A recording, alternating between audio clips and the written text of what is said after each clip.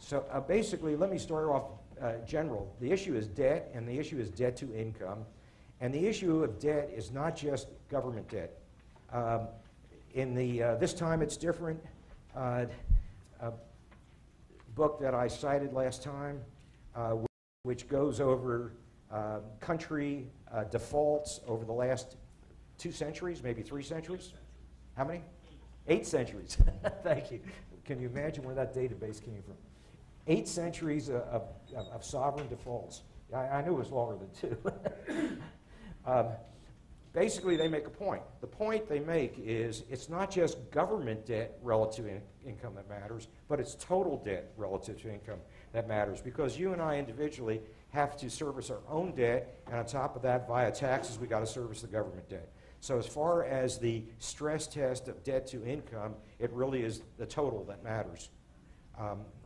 Even more in terms of the ability of a country to continue to grow, because basically debt is an overhead, and we're taking part of our income and we're turning it around and paying interest to someone else, and leaves less to be spent, and it impairs the growth rate it impairs the rate at which we turn income into consumption, and the higher tax rate also reduces the willingness of companies to invest in new plant and equipment, etc. So basically, the total matters. So I'm going to go through the whole issue of how debt got accumulated so dramatically. The United States, by the way, I believe is at the point of something like, I think it's what, 345 to 1? Yeah, the very last page, 16 times. This came from Bill Gross. This is the total debt as a percentage of GDP ratio. And you see India at 129, Brazil at 142, China, far more debt than I understood a communist country would have, 159. Canada is 259, Germany's 258. The UK is way up there, 466. The US is at 300. Japan is at 471. Japan is really far gone. So you see where we are in terms of total debt. We're no better in terms of total debt than just looking at the subsector of U.S. government debt. That's a major problem. So I want to talk about private debt. Why did private debt grow so dramatically? And basically, that's what this first graph is: U.S. debt divided by GDP, and that is in the first graph. I think it's on page 5. U.S. debt relative to GDP. What you see here is this is from December 1951, early post-war period, up until about 1980, and then the trajectory of growth accelerated. And this is debt. These are not nominal debt numbers. It's debt relative to GDP. So it doesn't have to do with inflation, because prices enter both the numerator and denominator. So what you see is this incredible accumulation of debt that in about 1980, I guess it is, 79, 80, that makes a left-hand turn and starts to climb very much more dramatically. So the question is, what is behind this accumulation of debt? And there's some logical reasons why it happened. For one, in the post-war period, actually since 1942, we've only had one episode of deflation in the United States. It's a new historic period. Prior to the post-war period in the United States, we used to have inflation about equal to deflation. And the chart below, unfortunately, did not pick up very well on your black and white printed, but you can see it a little bit better here up on the screen. Basically, this goes all the way back to, goodness gracious, 1650? And this is the United States, and this is the inflation rate. And anything above the line is inflation, anything below the line is deflation. And you can see the almost equal incidence of inflation with deflation up until this point going forward. And this is the Great Depression of the 1920s. And going forward in the post-war period, you see nothing below the line. I think there actually was 1 year we might have had a little bit of deflation. I think it was the year coming out of the Korean War, 1954. just a fraction of it. So basically, we've had 60 years, 70 years of constant inflation. Now, if you're borrowing and in debt, what inflation does is it lowers the real cost of debt. If indeed inflation translates to not only higher prices but higher wages. So that, now for the corporate point of view, they care about prices because they can retire the debt. And from the consumer point of view, I wish it was the 1970s again. I love the 1970s. The inflation rate was in the teens, and it took a while for the legislature to get around to it. It took about 2 years to catch up, but they finally caught up with our wages, and I was able to retire an awful lot of debt that I'd accumulated on assets that were appreciating with inflation. So basically, we've had a bias. The bias in the post-war period has been to inflation as opposed to deflation, and that becomes a bias to borrow money because you retire it in real terms much more easily. And it's a way to accumulate wealth. And indeed, if we do, the last year or two has been deflationary, which is one of the reasons the accumulation of debt was so weighed so heavily on our backs, because we didn't have the inflation, higher wages and higher prices to make it easier to pay it off. So basically, inflation as a bias in government policy. And you can see that's the bias of government policy. And the bias all started in 1946, as I've mentioned in one of the earlier lectures, when the Congress passed the Employment Act of 1946. The mandate to the Fed and the government in general was to avoid inflation and avoid unemployment. And so they had the dual mandate that Bernanke talks about so frequently. Basically, if the economy does poorly, you have unemployment. If the economy does too well, you have inflation, and what they're trying to do is steer the middle course. But you can see the bias in the policy. It's obviously more heavily weighted toward unemployment, and rather than trying to rein inflation in, because we did have inflation, never had deflation. So basically, in that kind of environment, the pain of debt is lessened, and so it accumulates. The lesson became clear, especially after the 1970s, which is probably why it steeped up starting in 1980. So inflation adds to the incentive to borrow, and that's corporate, government, or individuals, or us, you and I. Then also we have something else, the tax structure, the tax system. It's something that we teach in McCombs called tax shields.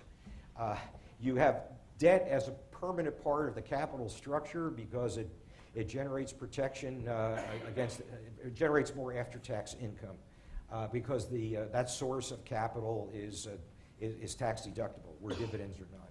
So basically, that had a bias as well, and to some degree at the household level, the individual level, we also do get write-offs as a result of taxes. Certainly on our mortgage payments, we're able to deduct that. So basically, there too, we have another incentive to accumulate debt. Then there's another thing that happened, and that is the markets became very liquid. And the liquidity of markets, markets developed, they became much more liquid. And what a liquid market means is if you borrow money and you get to the end of the term, you got to refinance. And if you can't refinance and you don't have enough cash to retire the debt, you're in bankruptcy. So with liquid markets, it gave us the confidence and courage to borrow, because we thought at the end of the term we would be able to roll it over, real estate or anything else, corporate, whatever. So basically, liquid markets helped dramatically. There's another thing that caused that trend. First of all, the trend actually began in the earlier, but it accelerated dramatically. So we've been growing debt at just a much more accelerated pace. Then there's another reason, and that was the major reason, and I spent a lot of time on last summer, the first summer lecture on securitization. Securitization, the whole technology of securitization, was actually learned just about right here in the 1980s. Lou Ranieri was the fellow who pioneered, and Lou Ranieri actually had a bank here in town, and he used to come to town every once in a while. The bank went under, by the way. He levered too much. Franklin Savings was his. Franklin Bank, I believe. But anyway, Lou Ranieri developed securitization, which I spoke about in the first summer lecture, which really amounts to any kind of debt of any, it could be consumer credit card debt, for example. That's a wonderful example. Or used automobile debt. You know, debt that you certainly, as you look at it, is not the kind of debt that's easily sold in debt markets. To be sold in a debt market, and highly liquid debt market, and to have institutions lined up wanting to buy the debt had to be transformed from individual debt into packages, where the packages or the tranches of the securitizations had the following features. They had to be securitized, which means they had to be registered with the SEC. The whole package had to be registered. It was a security that was traded on a secondary market, i.e. it had to be liquid. It had to be rated, and not just rated, it had to be highly rated. So basically what Lou Ranieri figured out was how you can take credit card debt of the people in this room and turn it into AAA securities. AAA rated securities, so that institutions across the world would line up to buy the stuff. And why would they line up to buy the stuff? It's not because they knew you and I. It was basically, it had to do with the statistics of the probability of payoff, especially given the features of those in the pool. They never knew you. They didn't care about you. They just cared about the statistics. And what made securitization go over so well is you could take a lot of debt, which did not conform with what institutions wanted. But by packaging the debt and getting it rated and getting it securitized, i.e. Registered with the SEC, and have a secondary market for highly rated debt, basically you and I, we could go out and have dinner before the show, and basically it becomes part of the portfolio of some institution looking for high quality debt. And they look for high quality debt because the regulators forced them to do it. So we had this situation where on the demand side of the market, there was a regulatory command to purchase that kind of debt. And Lou Ranieri figured out how to take low quality debt and transform it into high quality debt. So basically you and I could go out there and lever ourselves up without any trouble. And up to maybe 6 months, no, maybe up to about a year or so ago, or a year and a half ago, and regularly going through my mail, a week wouldn't go by without a few offers of credit cards coming in. By the way, incidentally, you notice they've all stopped. Endless. I can't imagine how far I could have levered myself if I signed up for all those credit cards applications that came my way. So basically, the financial engineering of securitization allowed us to get into debt, and some of it was tax write-off, and it was easier to pay off because of inflation, so we accumulated.